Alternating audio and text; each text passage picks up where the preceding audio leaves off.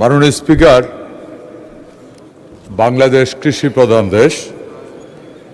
কৃষির উন্নতি হলে দেশের উন্নতি হবে, কৃষকের উন্নতি হলে দেশের উন্নতি হবে, কৃষকের অর্থনীতির উন্নতি হলে দেশের অর্থনৈতিক উন্নতি হবে। এই চিন্তা শুরু করেছিলেন শহীদ প্রেসিডেন্ট জিয়াউর রহমান। মাননীয় স্পিকার, শহীদ প্রেসিডেন্ট জিয়াউর রহমানের আমলেই সর্বপ্রথম বাংলাদেশ খাদ্যে স্বয়ংসম্পূর্ণ হয়েছিল।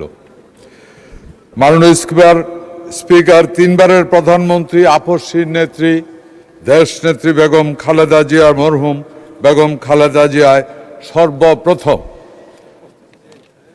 কৃষকের 5,000 টাকা পর্যন্ত কৃষি ঋণ মওকুফ করেছিলেন। মাননীয় স্পিকার, তারই ধারাবাহিকতায় আজকের মাননীয় প্রধানমন্ত্রীর নির্বাচনের আগে থেকে স্লোগান ধরেছিলেন, করব কাজ গর্ব দেশ, সবার আগে বাংলাদেশ। এই অঙ্গীকার কৃষকের সাথে উনি অঙ্গীকার করেছিলেন কৃষিকে এগিয়ে নিয়ে যাবেন। এই অঙ্গীকার বাস্তবায়নের লক্ষ্যে ইতিমধ্যে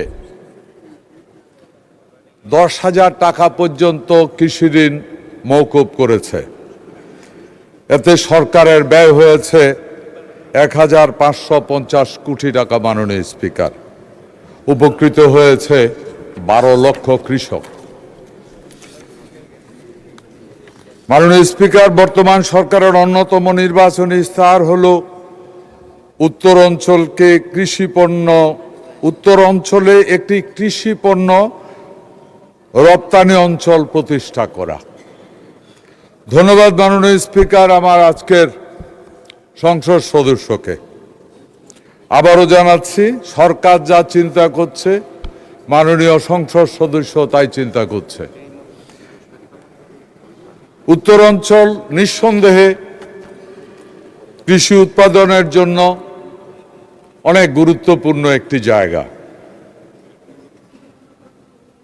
এদেশ 12 মাসি ফসলের দেশ। এই সরকার বিশ্বাস করে আমাদের অর্থনীতিকে যদি চাঙ্গা করতে হয়, এদেশে 12 মাসে 13 ফসল হয়। এগ্রিকালচারকেই যদি রপ্তানিমুখী করা সম্ভব হয়, তাহলে দ্রুততম সময়ে শক্তিশালীভাবে এদেশের অর্থনীতিকে গড়ে তোলা সম্ভব হবে। যার কারণে উত্তর অঞ্চলে একটি কৃষি পণ্য রপ্তানি অঞ্চল প্রতিষ্ঠা করার লক্ষ্যে এরই মধ্যে সরকার বিভিন্ন কার্যক্রম করে যাচ্ছে। মাননীয় স্পিকার, এরই মধ্যে সরকার কর্তৃক উত্তর অঞ্চলে গৃহীত উল্লেখযোগ্য কার্যক্রমগুলি নিম্নরূপ। আমি বিশ্বাস করি এই সম্পূর্ণ উত্তরটি জানার পর মাননীয় সংসদ সদস্য অবশ্যই খুশি হবেন। মাননীয় স্পিকার, এরই মধ্যে কৃষকদের উন্নয়নের জন্য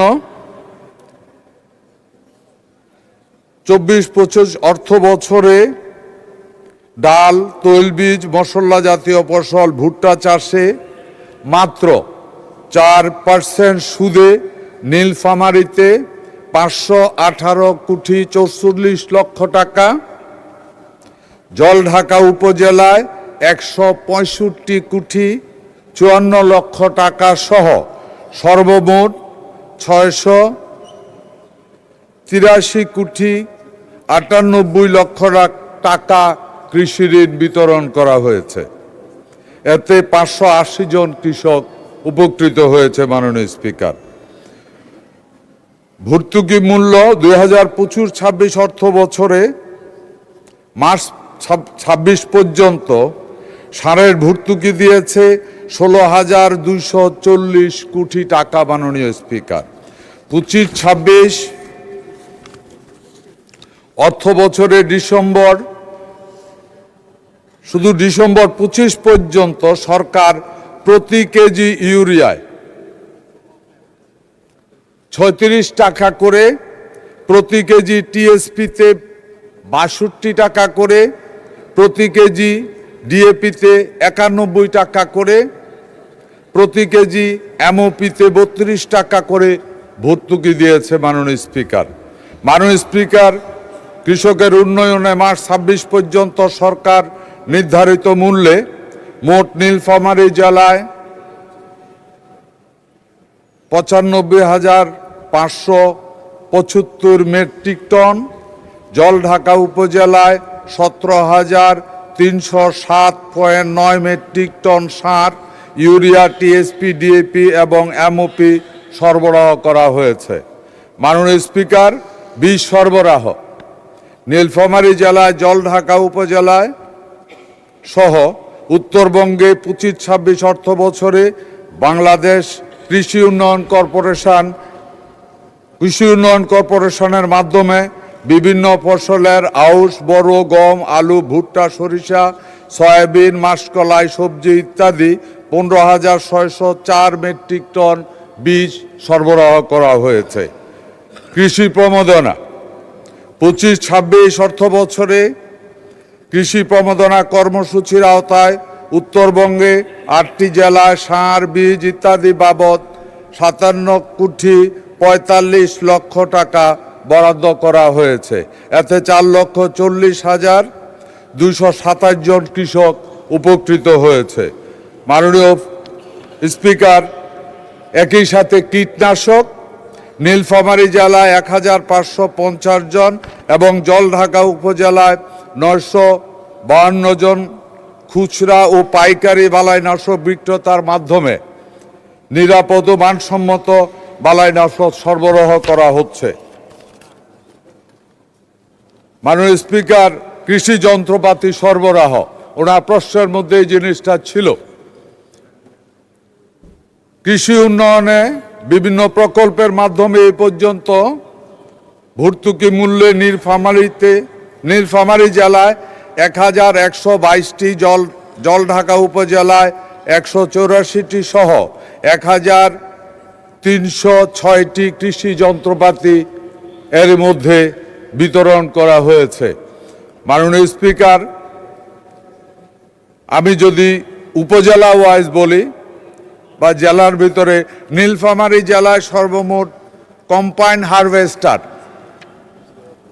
দেওয়া হয়েছে 67টি, শুধু জলঢাকা উপজেলায় দেওয়া হয়েছে 60টি। রিফার পুরা উপজেলায়, নীলফামারী উপজেলায় দেওয়া হয়েছে 156টি, জলঢাকা উপজেলায়, শুধু জলঢাকা উপজেলায় দেওয়া হয়েছে 32টি। রাইস ট্রান্সপ্লান্টার পুরো উপজেলায় 154টি, জলঢাকা উপজেলায় 29টি। রিফাইন্ড বাইন্ডার উপজেলাতে শুধু জেলাতে একটি দেওয়া হয়েছে। পাওয়ার থ্রেসার পুরো উপজেলায় 467টি, শুধু জলঢাকা উপজেলায় মাননীয় স্পিকার 80টি। পটেটো ড্রিগার নীলফামারী উপজেলায় 5টি, মেইজ সেলার নীলফামারী উপজেলায় 180টি, জলঢাকা উপজেলায় 4টি। মাননীয় স্পিকার, পাওয়ার স্প্রেয়ার পুরো উপজেলায় 92টি, জলঢাকা উপজেলায় 32টি।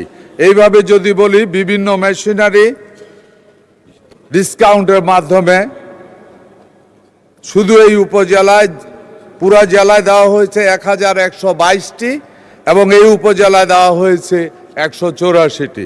মাননীয় সংসদ সদস্যকে একটা জিনিস মাননীয় স্পিকার খুব ভালো লাগছে, এই সংসদে সত্যিকারে গণতন্ত্র মজা পাইতেছি। দেশে 75% মানুষ কৃষির সাথে নির্ভর। এখানে যত সংসদ সদস্য আছেন, যারা ভোট দিয়ে জনগণ নির্বাচিত করেছে, এর ভিতরে 75% মানুষ কৃষির সাথে জড়িত।